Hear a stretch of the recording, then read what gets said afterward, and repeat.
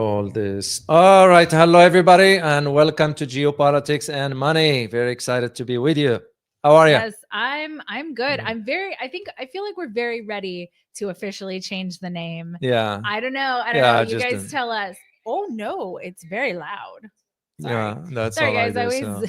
All right. What are we going to be talking about today? Okay, so the Trump tariffs. The Trump tariffs are the craziness. Wild. And so to start off, David, would you like to listen to the most recent information that Trump has sort of let's put share forth? it with the community. So this is from the presidential address to joint sessions of Congress that happened. But I think before you play that one, if I may, please, guys, just type in where you are joining us from. I really would like to see that on the chat box. Cool. If you can just type in what part of the world you're joining us from. So sorry. And Army with Harmony gifted a membership. So thank you so much for Army doing with that. Harmony. Okay, so this really sets the stage because he brings up a couple of really key points about tariffs. And I would, oh wow, we've got Palm Beach, Florida to Canada to Iraq. I just saw that and I was wow, that's very cool. London, Holland, Francis Tango from Holland. Anyway, sorry. back on the you got excited about the world. I saw that. I got really excited. So he addresses some really key pieces of information, but overall the tariffs really are going to shake up a lot of how business is done, not just in the United States, but globally. So I wanted to play this and then address a couple of things because I think that this is what he's saying here is a very small piece of the puzzle. And I think that it is a very minimalist understanding necessarily of the tariffs and what they're going to do. So let's take a listen. If you don't make your product in America, however, under the Trump administration, you will pay a tariff, and in some cases, a rather large one. Other countries have used tariffs against us for decades, and now it's our turn to start using them against those other countries. On average, the European Union, China, Brazil, India, Mexico, and Canada, have you heard of them? And countless other nations charge us tremendously higher tariffs than we charge them. It's very unfair. India charges us auto tariffs higher than 100%. China's average tariff on our products is twice what we charge them. And South Korea's average tariff is 4 times higher. Think of that, 4 times higher. And we give so much help militarily and in so many other ways to South Korea. But that's what happens. This is happening by friend and foe. This system is not fair to the United States and never was. And so on April 2nd, I wanted to make it April 1st, but I didn't want to be accused of April Fool's Day. That's not just one day, which cost us a lot of money. But we're going to do it in April. I'm a very superstitious person. April 2nd, reciprocal tariffs kick in. And whatever they tariff us, other countries, we will tariff them. That's reciprocal, back and forth. Whatever they tax us, we will tax them. If they do non-monetary tariffs to keep us out of their market, then we will do non-monetary barriers. Okay. Let me let him. To keep them out of our market. Thanks. Okay. So that is some interesting stuff, don't you think? Yeah. Well, for him to talk about the monetary aspects, that's a different conversation altogether because a lot of people do not know, for example, how the Federal Reserve deals with this inflation stuff and all that. There is the non-monetary inflation, and there is the monetary inflation. So that's a conversation for later on, maybe if we do it on Rumble. Well, and and guys, we were gonna do the Fed topic, but tariffs are so important and they're happening right now. And not that the Fed isn't also important, but but anyway, we're gonna be just addressing how this is gonna now be impacting the American consumers. Before I'll do this, I saw someone here from Algeria. Oh, wow. Mohammed from Wow, Algeria. wow. Good to have you here, Mohammed. And also someone from Pakistan, Ziator. So Cool. just we Wow, wanted that's to cool. say Welcome, welcome, to welcome everybody. to all of you guys. So anyway, the one thing that is we need to understand is that what Donald Trump From didn't expect. electricity to internet, invisible forces What's Yeah, power that's our the- world, happening? and Oh, AI is it an Is ad? that an ad? working in ways we won't even notice. Find out So anyway, more in Tech Trends 2025 from Deloitte. what was the whole thing is that to the surprise of Trump, I think, and again, please correct me if I'm wrong, guys, he didn't expect that the so-called friend and foes. When he said foes, he's referring to China. When he said friend, he's referring to Canada and Mexico. He didn't expect that they will retaliate. They will push back. Well, just yesterday, as a matter of fact, yesterday and this morning, Ford of he's the head of Ontario, the premier of Ontario. So Doug Ford. So he lashed out at Donald Trump by hitting back with the same amount of tariffs and issue an order to remove all American liquors from the liquor stores. Well, so okay, let's dive into how complicated this really is, because there are a couple of really key points. So first of all, Donald Trump is correct that other countries, let me actually share this. This was the one that was playing an ad. Sorry, guys. So this is a Reuters article, and it turns out that this actually is accurate. See, there's so many ads in these things. It turns out that this is according to Reuters, at least, this is accurate. Can you guys see it? It looks like a blank screen on the chat, guys. Can you see this? Let me remove it and put it back. Let me know if you guys can see it. No, look. It looks like but I can see it right here. It says taxes on cars imported into India. Well, sorry guys, please let me know if you can't see. Yeah, you guys can't see it. I wonder what's going on. Either way, it is a Reuters article. Sorry guys, we can see it on our end. Taxes on cars imported to India are as high as 110%.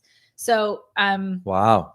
India put in 110% on. Oh my God. So there is some truth to this. I will, let's see if this status article will share, guys. Please let me know in the comments if you can actually see this, because this is very weird. All right, share this tab and let's see if you guys can see it. Add to stage. All right, let's see if you guys can see this. So this is a Statista chart on no, oh my gosh, you guys can't see any of this. This is so frustrating. I'm so sorry.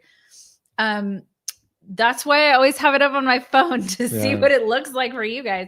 So the chart says where in the world is charging the most tariffs. So Donald Trump actually does share that the reality is that the United States really does have easily one of the most or the most, barring the EU, because I also do think the EU has a very open, depending on the country really, but has a very open economy.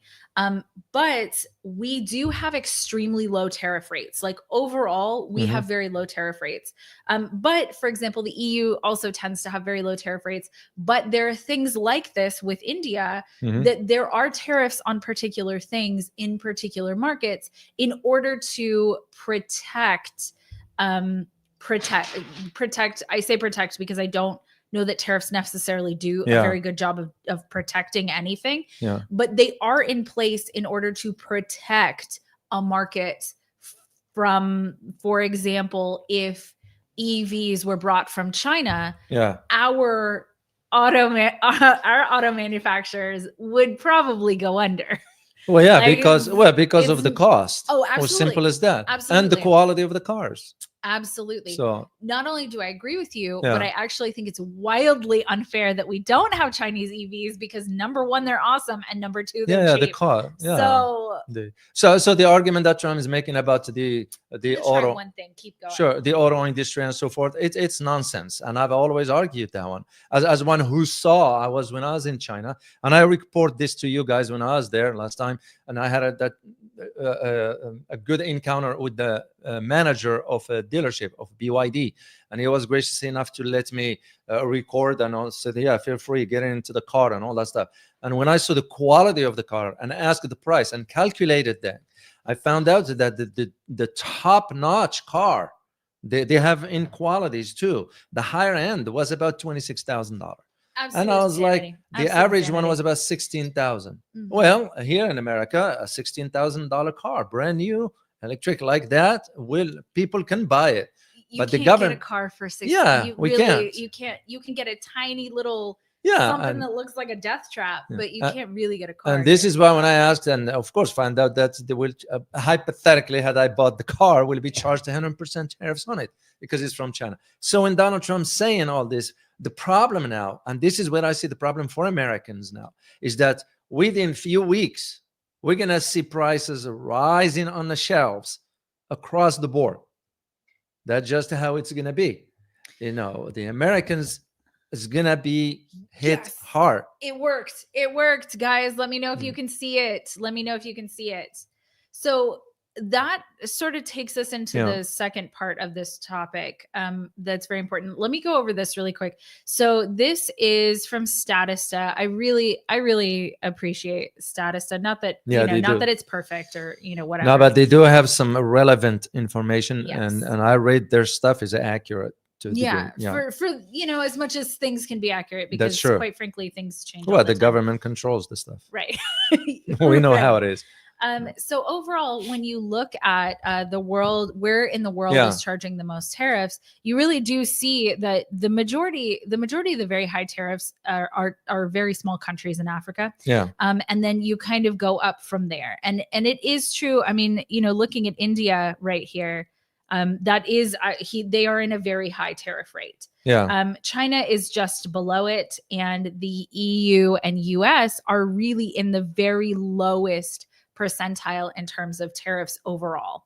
And I do think that is because the United States really prioritizes consumerism. Mm-hmm. The United States wants to be as much of a free economy as possible so that people can buy things, right? So, but that isn't true because, for example, the car manufacturing here in the United States, that's a huge deal. So I want to jump to what you just said about, there was another article I wanted to share with you guys, but that's okay. I guess we'll do it later. So Walmart started asking Chinese suppliers to absorb the tariffs. Yeah. So as of right now, we had the 10% tariffs from before and adding 10%. So it's going to be 25. So we're 20. 20? Yeah. I thought it was 25 total. It's because it's 10 and 10. Okay. It's 25 for Mexico and it's Canada, 25 for Canada and it's 20 for China. 10. Yeah. So there are a bunch of, but Bloomberg reported this. They reported that Walmart is trying to pass it on to the suppliers because the American people cannot actually afford. So what makes them think that the supplier is going to agree to that? Well, Walmart has a history of negotiating in ways that are not like traditional way. Well, no, they have a reputation, I'll say, for negotiating in ways that they end up getting the best deal, whereas the supplier doesn't necessarily end up I see what you mean. So great on the other end. Yeah, well, good luck to them this time around because things have changed. So let me give you a couple of statistics. Okay, so this is from Bloomberg. Okay. So far, few have acquiesced.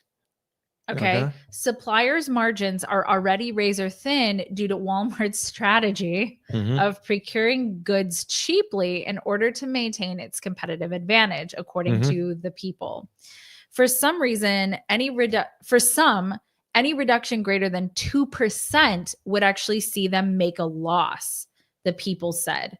Others have had their own upstream vendors refuse requests to cut prices more than 3%, forcing manufacturers to consider purchasing some parts from Vietnam, according to one of the people. That move has raised concerns that the lower prices will come at the expense of product quality. So, well, they can have it both ways. I mean, that's Right. what I'm saying. And, Right. and I'm not an economist, guys. It's just the common sense. If I were a supplier, I'm going to have to look at the profit margin for what am I left with? Right. So just because Walmart is going to want to, we'll enter into negotiations with them, but at the same time, doesn't mean I'll just acquiesce to them everything, because I'll end up, what will I end up working for? Absolutely. And that's to me where I see, well, maybe my work, maybe Walmart might work something out with the suppliers behind the government's back, meaning our government. I don't know that it can do that, but that sort of leads us into a very interesting consequence necessarily of tariffs. So we already saw the auto manufacturers. We already saw that they get a month reprieve from this, because it was in Trump's last term that they actually moved their manufacturing over to Mexico for citing cost reasons. So I want to pull that apart into two pieces. First of all, everything costs an exuberant amount here in the United States. Everything costs an amount of money that is unfathomable. So as these companies are moving offshoring their manufacturing here in the United States, things are getting to cut costs specifically. But here in the United States, they're getting more expensive. So where is the give here? And so I think that that's very interesting, because it isn't like those savings are passed onto the consumer. So that means these companies have had record profits. Yeah, well, that's why I never believe in the arguments that when I hear the Trump and anyone else, any other politician saying we're going to bring jobs back here, it's a hype. There is no way, because the cost of labor here is very expensive. Well, simple as that. So that's the other thing. Okay. So I think that that's where the rise in AI is actually headed. So I have an internet service here in the studio, and we had, really bad storms in Texas, and the internet went out. With this large service provider, I could not talk to a human to get it resolved. Either they were going to send somebody out, or I could talk to a chat bot, but I'm not even sure I was talking to an actual person. It literally, because some of the answers were kind of off. They didn't sound like a human. So they had cut all the human answering service pretty much out. And so you had one guy per area who would go and service it, who couldn't come here for like 4 days. We fixed it ourselves. It was fine. But literally they got rid of all the humans. And so now with ChatGPT and a lot of the other AIs that are coming out, DeepSeek, you may not necessarily be able to know whether you're talking to a human or not. Or not at all. Well, that's where things are headed. So that's common sense per se. It just to me, it's mind-boggling when the government's saying, we're gonna bring the jobs back. I just lie. It's a flat out lie, because the conditions for that economic setting have changed from what it used to be 25, 30 years ago. So, and this is what I'm saying, like based what you mentioned earlier about Walmart is going to negotiate with the suppliers to absorb the cost.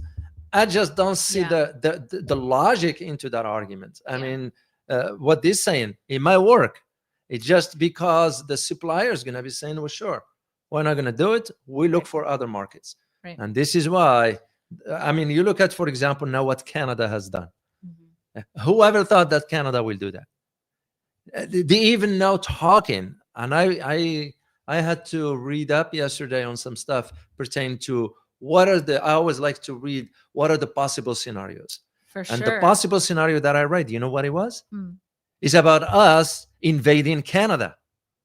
invading Canada. Yeah, for taking over, making it as a 51 state.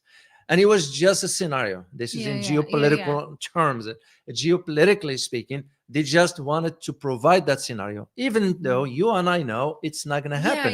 I don't. But it's because the tariffs, Yeah. how the Canada responded to the US regarding these tariffs, nobody was seeing this coming. So Canada's going to hit.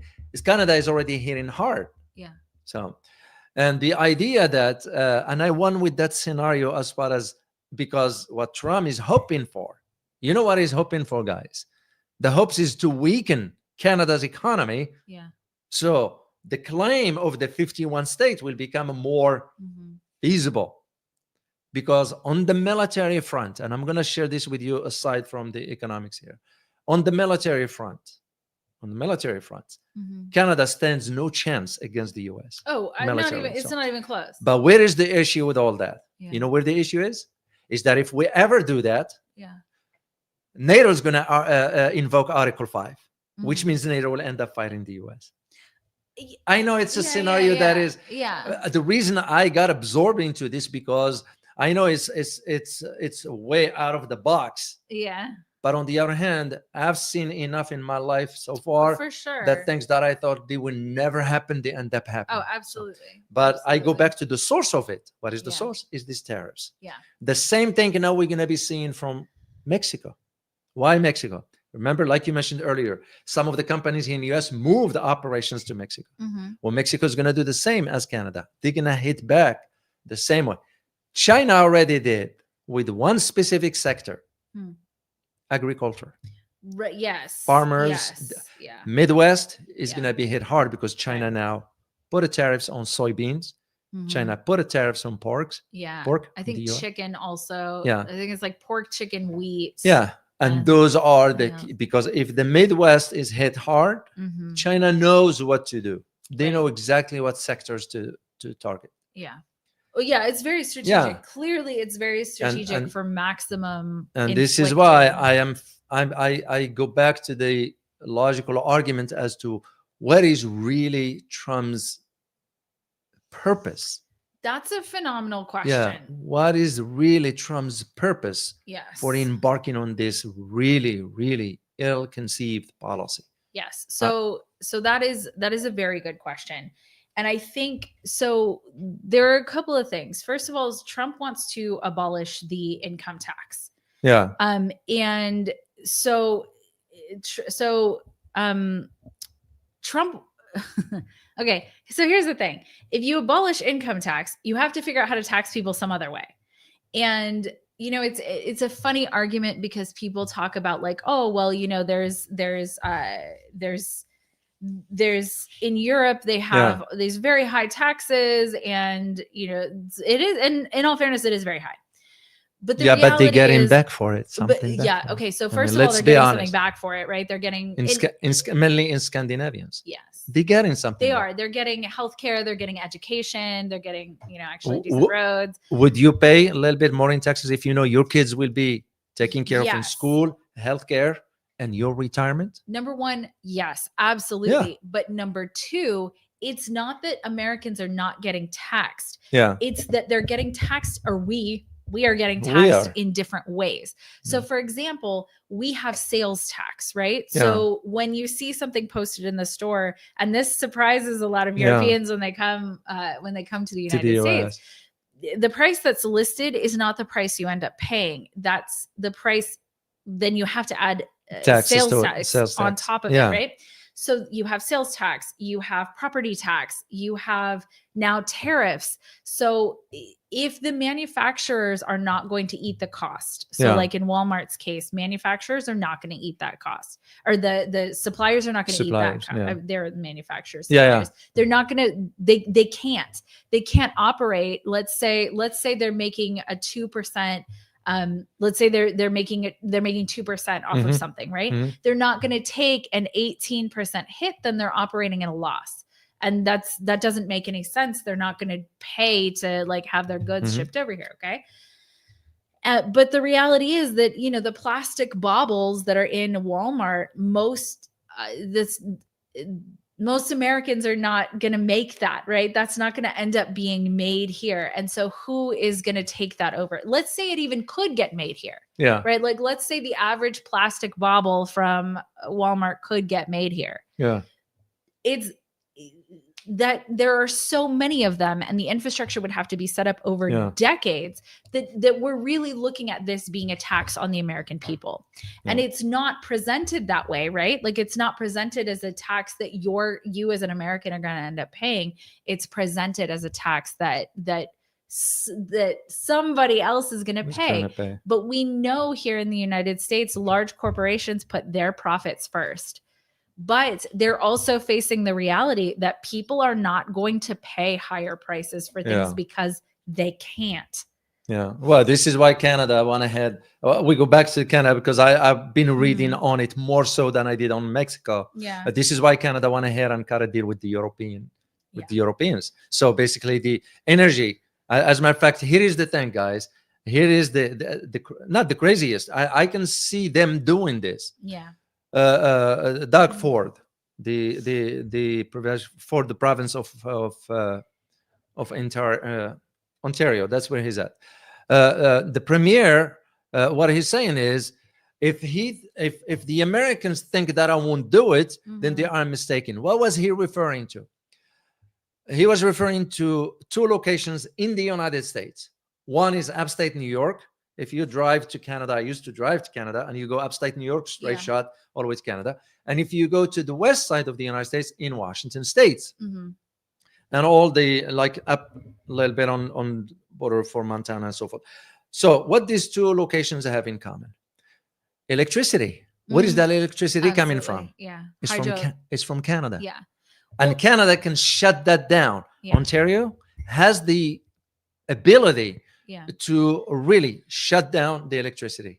And you all know what it means. Oh, for sure. And this is what I'm saying, for Donald Trump to be thinking, and the way you know all these guys is by also how the Justin Trudeau has been addressing this issue. You know what he said? He didn't say President Trump. He said Donald. Well, in a sense, that's kind of disrespectful also. And well, he's on his way out. So well, but also the same thing for what Donald Trump said about him, calling him as a governor. So I think he was this tit for tat. But beside the point.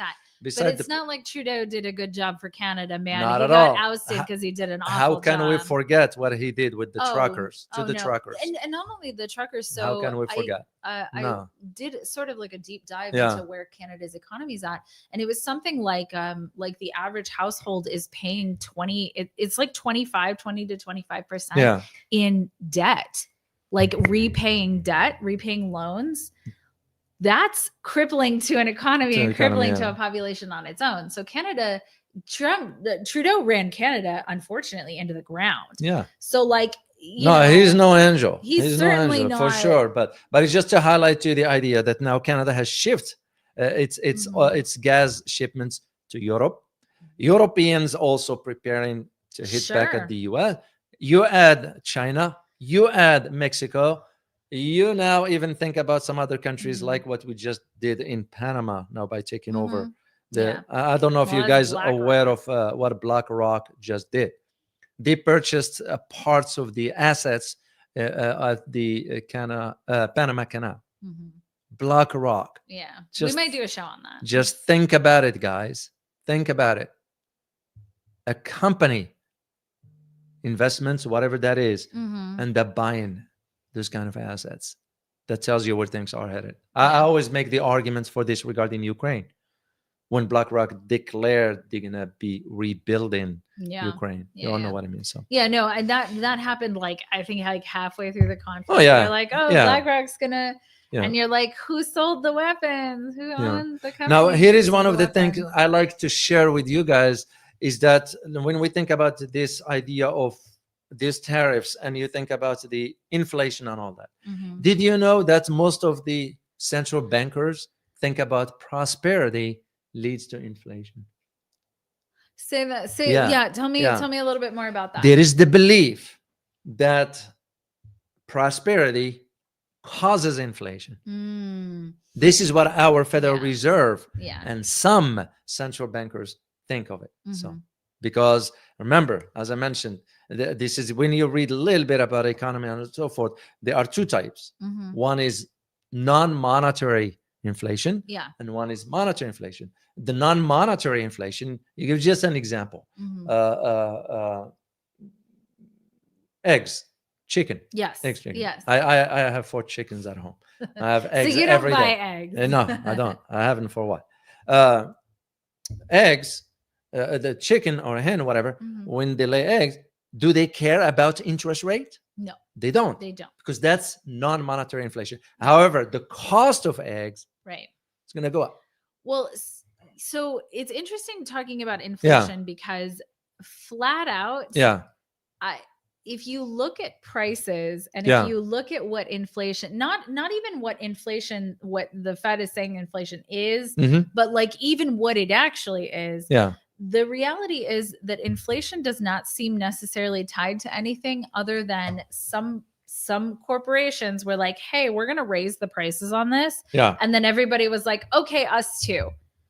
And so you look at, especially during the COVID years, what companies were doing was they were slashing their costs. They were cutting workforce. They were like the auto manufacturers offshored to Mexico to save money. But we watched the unions. We watched the unions explode because they were like, you guys have been posting record profits and we the workers have seen none of it. And so there's the inflation that is actual inflation. And then there is the inflation that is caused by large corporations just deciding that they want something to cost. And this is where the role of Federal Reserve comes in, just for you guys to know. And I know we will talk about this in a separate, we'll do a live on Federal Reserve, because you need to understand this one and why the tensions that exist. There is a tension, by the way, between Trump and Powell. Powell is the Federal Reserve chairman. So we will talk about this one later. But the Federal Reserve understand how to manipulate the market regarding this by using currency. That is where the key. Most Americans have no clue. And the way you do it, you just devalue the currency slightly. How do you devalue the currency? Printing more money. Printing more money. More money as to the debt where we are. And this is where and this is a lot of Americans, even Americans that live here, have no idea that Federal Reserve has nothing to do with the government. Nothing. So as federal as Federal Express. FedEx. That's a lot of people do not know. This is why those policies will benefit the profit, will benefit the corporations, will benefit whom the Federal Reserve is in cahoot with. Absolutely. Not us, the consumers. And I just wanted to highlight this point here because we're going to be seeing, as I said, in about a few weeks, we're going to be seeing prices going up differently. And again, it's become at some point where do the Americans just sit down and take it? And that's what it's become to me. It was like, wait a minute. Where are we going? Well, where are we going with this? When we will ever stand? When I say by stand, I mean, you're all aware of what's going on with YouTube and all that stuff. Yes. You know what it is. If you guys notice, David has not posted for a week. There is a reason for that. And it starts with a C and ends with an censorship. It's pathetic. It's pathetic. But again, just to go back to our topic on the tariffs, till when the Americans will take a stand. And at some point, they're going to have to. And when I say take stand, that means it's not about just posting a comment. It's about descending to the street. And peacefully. Peaceful. We're not talking violence because you can't. Because it doesn't solve anything that way. Otherwise, you're going to start seeing, the massive amount of homeless people just sky to the roof. Well, so, it's interesting because there's a very odd wealth distribution in this country. Oh, big one. There's a huge wealth. You're absolutely right. It's a huge wealth distribution problem where 50% of everybody in this country owns less than it's like less than 2%. I had the chart. The chart's on the interview that we did. But basically it's the top 50% own almost it's incomparably almost everything. Like it's like everybody else, the last 50% owns 2%. But the criteria for the bottom 50% is basically $200,000 a year. That is shocking. Yeah. Because $200,000 a year, you'd look at that and say, well, that's a good income, right? Yeah. But that is the bottom 50%. And what you're looking at is purchasing power. So like for $200,000, what can you actually buy, right? When an average car price is $50,000, Yeah. an average home price is $400,000. All of a sudden that, the average grocery bill is, $600 a month. So like, as you're looking at that number actually gets smaller and smaller. Well, that's what Trump is saying. One of the things he said in this speech, you know what it is? The tax incentive he's going to give to car loans. But the car loans have to be on American vehicles, not a foreign vehicle. I used to drive foreign cars, it's still to a degree.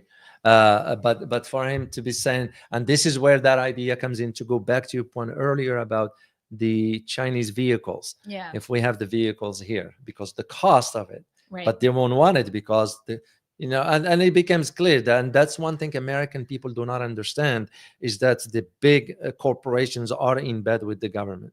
So like I said, and again, I criticize Trump when criticism is warranted. I give credit where credit is warranted. It's as simple as that. So on certain things, yes, he might move forward in the right direction, but overall, I mean, I look at it now with this issue of, just to go back to this issue of Europe and Ukraine and all that stuff. So, well, this is like almost for me as a test of leadership. If he truly meant to end wars, then pull the US out of NATO altogether. Well, I think he's wanted to get rid of NATO, I think, the entire time. You pull the US out. I'm sure it will change the next time we have a next president. They're going to put it back. That's one thing about our system. I know, it's very frustrating. The system is back and forth. Nothing gets done. At least we didn't have Biden for life, man. So that will be a problem. That'll be a problem. So this shouldn't be, because we don't have leaders that understand. There's, that era is gone from, I will go as far back as Eisenhower. That's it. Even at that time, it was kind of... Well, as long as I've been alive, I think everyone has been very dissatisfied. Yeah. No, the system. And for good reason. The system is... I mean, where we are today economically here in the US is because also we have how we have been living. We've been living beyond our means. And this beyond our means is because of where we are funneling the taxpayers' money. That instead of being used on infrastructure, instead of being used on creating education centers for, I'll think about, for example, the domain of AI. Where do we have any facilities that can manage that, let alone the cost of American universities, institutions? Absolutely. No, absolutely. I mean, it just common sense. So we're gonna have, by the way, before I forget, we're gonna have Jayant Bhandari, and Jayant Bhandari is a financial guy. So cool. I'm gonna set it up, and we're gonna have him on this channel here sometime soon. So I just want to let you know. And he's somebody who understands these domains, and we're gonna be asking him this one as well. So this is where I see the challenge moving forward. And now you add all this to the big problem we have, which is the national debt. So, the national debt is kind of an interesting thing because I believed very strongly that the national debt was a really big problem for kind of a long time. And I do still, for the reason that I don't quote me on this, but I think it's like 20% of our of our tax revenue, right? Of what we bring in goes towards servicing debt. So that means that, somewhere around a fifth of whatever money we bring in isn't spent on stuff like infrastructure, stuff like education, right? So it's not spent on those things. It's spent on servicing debt. Yeah. So that is, I think, still a really big fundamental problem.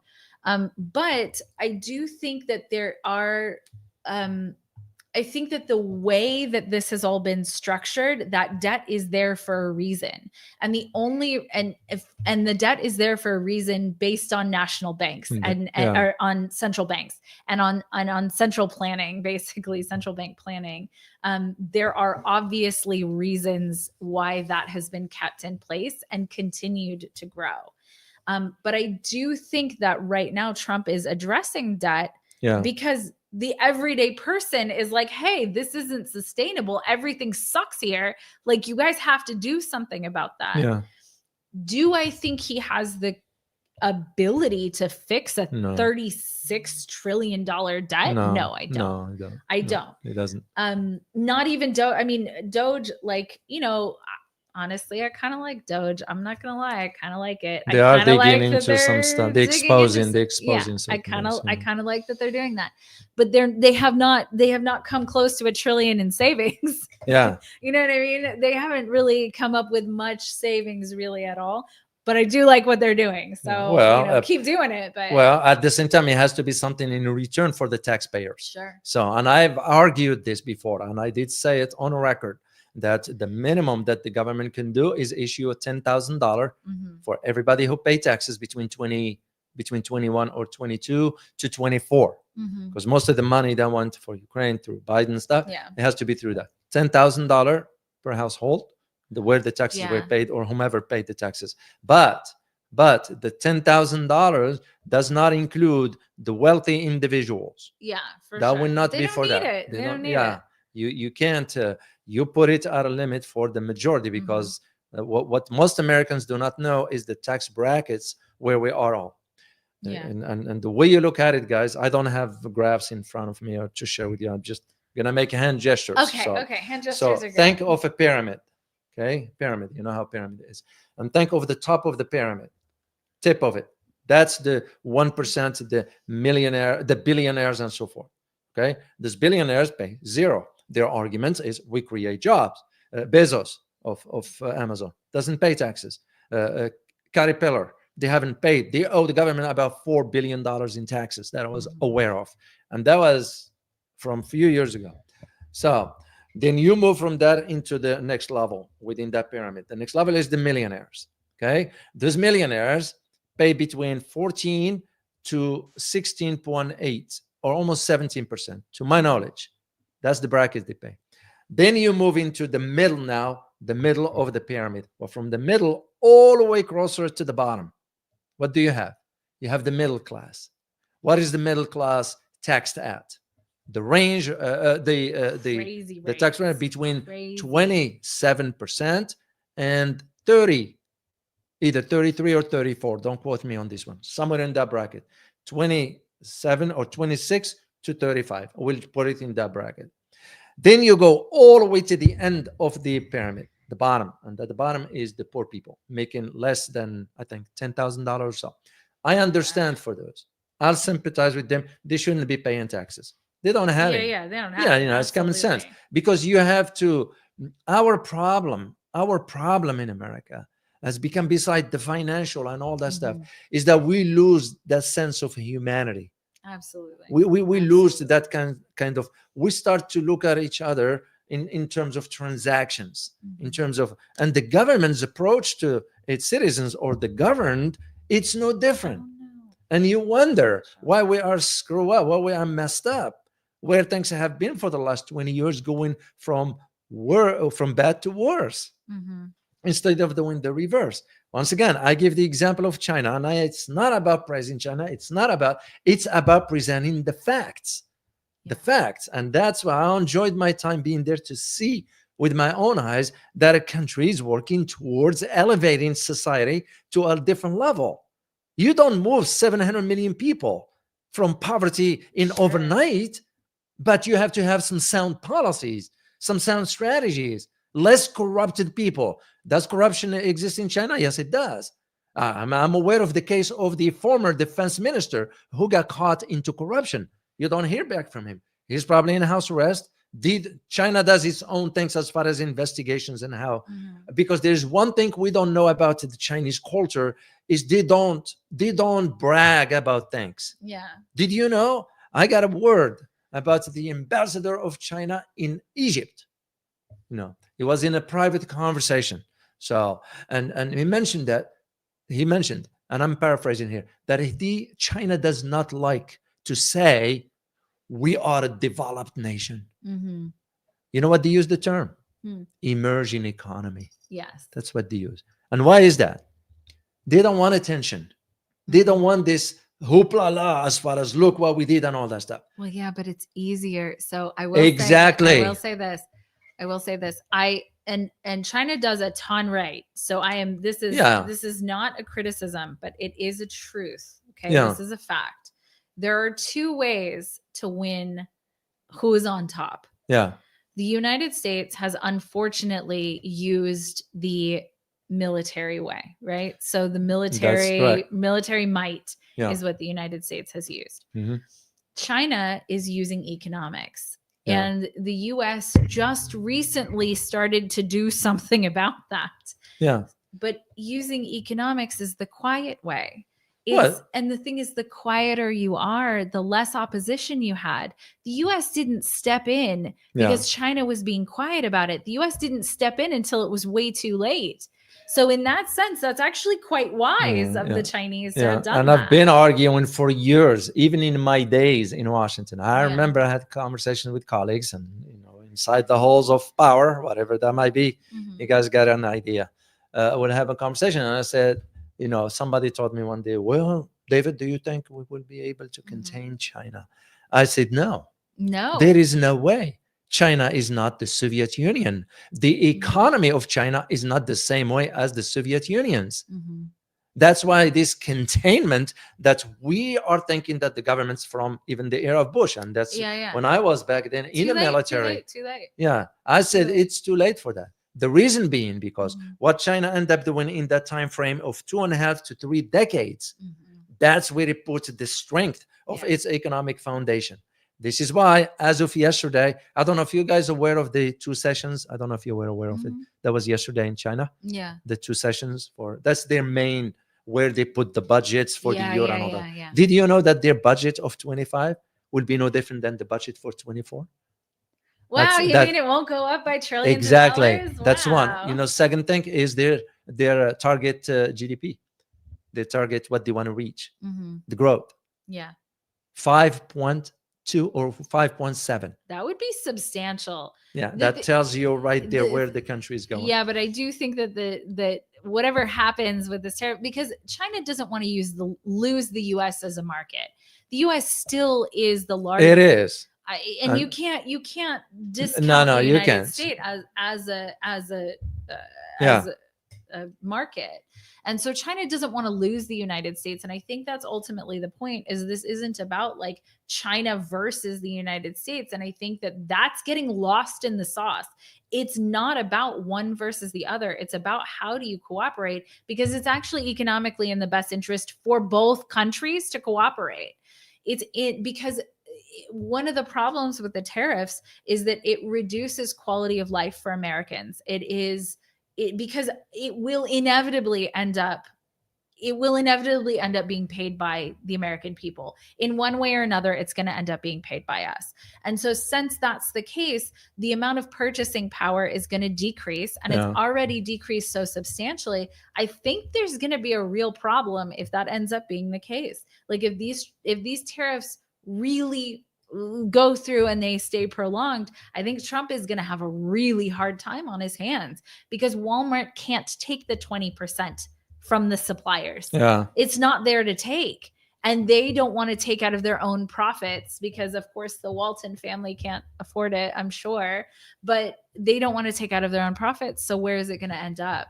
And so I think, unfortunately, these tariffs are going to cause some misery before they go away. And that is why also what I'm thinking about it, the idea of where the trade-off comes in regarding the financial aspect. This is what I foresee. And again, I am not an economist. I'll put this out there. It's just what I see coming. What I see coming is this major rift that's going to be between the Feds and the Donald Trump economic policies, where he wants to push it. And because usually What is usually known about a new administration? They tend to replace. They didn't replace Jerome Powell. Stayed. But that doesn't mean there are no tensions between. And this with the tariffs, where things are going with where Trump wants to push the trajectory, the direction rather, and where the Feds are thinking, that will be that trade-off on part of the Feds regarding two key things: inflation and unemployment. It's a trade-off when it comes down to that. If you want to decrease unemployment, you have to raise inflation, and vice versa. And Trump, for what he aims to do as far as bringing companies to build here, so you'll have unemployment going down, it's just not going to work. And this is where you're going to see that friction. The big picture of all this is how, to me, those three countries, Canada, Mexico, and China, decided to approach this by hitting back.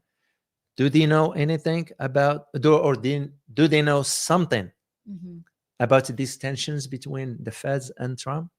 Maybe not. That's my point. They for sure know something we that don't. Is my point. That is my point, Elizabeth. That is my point why I wanted to bring it up. Because those things don't happen in a vacuum. No, absolutely. And again, for me as an outsider looking in, especially in this arena of economics, because I'm an outsider into that, it's not my area.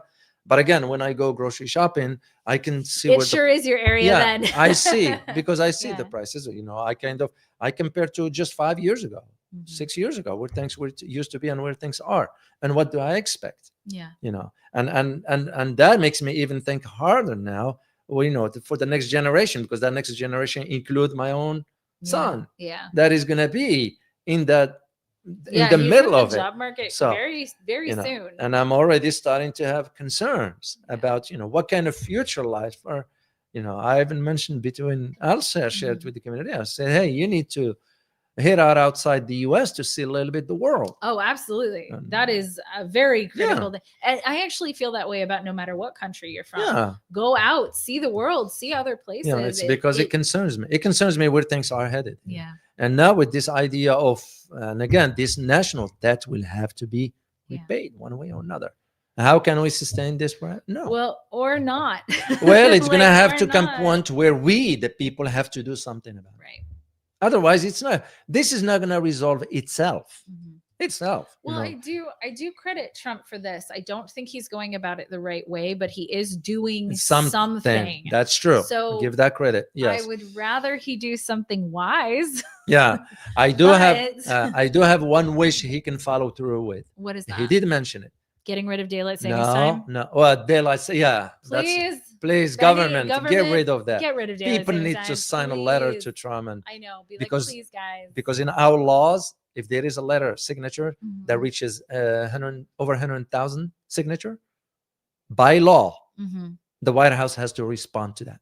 Hey guys, somebody please Americans, start that. Guys, we need to really start that. Daylight savings is bad for your health. It's so bad for your What I was gonna say wasn't about this one. And it's coming up. What I was gonna say, no, I forgot. Sorry. But daylight savings time is important. We have to get rid of it. It's awful. That Donald Trump mentioned that he is considering putting a term limit on members of Congress. Oh God, please. To me, this is what I say. You give credit where credit is due. But also, I criticize Mr. Trump for allowing the transfer of over $4 billion of weapons to Israel. Well, you gotta be. We gotta be. Now, did you know? This is on a separate note, guys. I'm not gonna get into geopolitics here, but did you know that we had a conversation with Hamas? I think we should talk about that on a different platform. I'm gonna address this topic for you on guys, channel, because of the David not being able to post on his on geopolitical trends. If you want to check out his live streams that he's doing a bunch, I think when is I did them. You're doing one tomorrow, I'm doing right? another one tomorrow. Okay, but I can't say the word of the platform because then less people will see this video because YouTube is the whole thing. But it starts with an R and ends with a Dino, the community. Okay. Remember, we have a smart community here. We have a very smart and just community. To guys let you know, on Monday I will be having Larry Johnson on the other channel. Well, it will be unlocked by then. It will be unlocked by God then. willing. And be on the It'll be lookout unlocked by for a recorded video that I'm going to release on Sunday. Yes. on Oh, the yes. That's a good. Yeah. That's a very, very good Yeah. video. If Very you good guys video. took a look at the sponsored video, that's really what's going on right now. So. Heidi K. Yes. Oh. The answer. No. The answer is yes. The question was asked, and the answer is yes to that question. So we can't really say it. We didn't really talk about it much, but it is unfortunately a thing that happened as a result of them not liking something that he showed you guys in one of his videos. So that happened for a week. No, it was also the C word. It was also completely removed. Yeah. So Anyway, anyway, it's degrading to me. It's degrading I know. when I will have to be talking about this with the community instead of giving them the good information. It's because we can't. Yeah, that's degrading to me. This It notion sucks. of It really does. yeah, that it really bugs me. But life goes on. Life must goes on. Absolutely. As I always say, you keep it positive. That is the key. Absolutely. So there's one thing that they might not know about me. What? Huh? Nobody can hold you down. That is certainly true. Yeah. I'll go down for what I stand. Yes. That's non-negotiable. Although this is not a hill we're willing to die on. Oh, this is just there are other just platforms that we can be. Yeah. on, It's just so the we're idea just that gonna do that. because I'm aware of whatever. Yes. Anyway, so I'll be back next week and we'll resume our activities. So suffice it to say, for now we'll conclude. Well, what time is it? We have 3 minutes. 3 more minutes. Suffice it just we will do that topic for you guys about the Federal Reserve, because there is a lot of stuff you need to know. Once again, there is nothing federal about it. Think of Federal Reserve as a cartel. But just to go to straight up, because that's what it is. That's what it is. To go back to our topic about the tariffs one, because it's very important. And don't think because you are not here in the US that it's not going to impact you. Oh, it absolutely does. That was the will. reason why we decided to address this, at least to the best of our abilities, to share with you some knowledge or information for you to at least be aware. Media, you know this by now.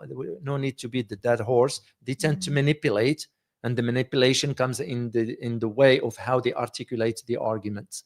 That's usually where the manipulation is, because not everybody is educated at the same level. Not everybody process information the same level, and that is the reason why we wanted to address this. So doesn't matter what part of the world you're in, be on the lookout and sort of start to think in terms of there are ways of how you would.